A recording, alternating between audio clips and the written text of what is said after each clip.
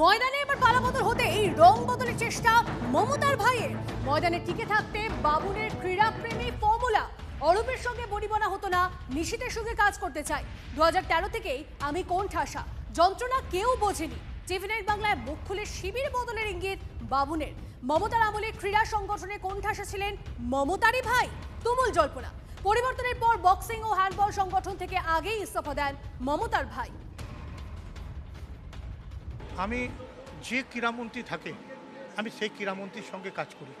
এবং আমি জানেন ক্রীড়ামন্ত্রী হিসেবে সুভাষ চক্রবর্তী থাকাকালীন আমি সুভাষ চক্রবর্তীর সঙ্গে ঘরে গিয়ে সম্পর্ক বহন করেছি, মদন মিত্রর সঙ্গে করেছি, কিন্তু অরূপ বিশ্বাসের সঙ্গে করতে পারিনি, কারণ আমাকে কোনোদিন অরূপ বিশ্বাস সেই ভালো চোখে দেখেনি এবং আমার কর্মকাণ্ডে কোনোদিন আমাকে সাপোর্ট করেনি। 100% নিশীথ প্রামাণিকের সঙ্গে কথা বলেছি, উনি ক্রীড়ামন্ত্রী হিসেবে যে আশ্বাস দিয়েছেন ওই ক্রীড়ামন্ত্রীর সঙ্গে আমি থেকে আমি ওনার সঙ্গেও কাজ করব।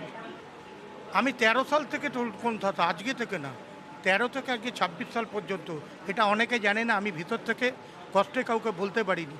13 সাল থেকে আমি কোনটা রাজনীতির রঙের চেয়েও বড় কথা হচ্ছে পোস্ট রাজনীতিতে আমি কোনো রাজনীতি করি না। আমি পোস্ট রাজনীতিতে বিশ্বাস করি।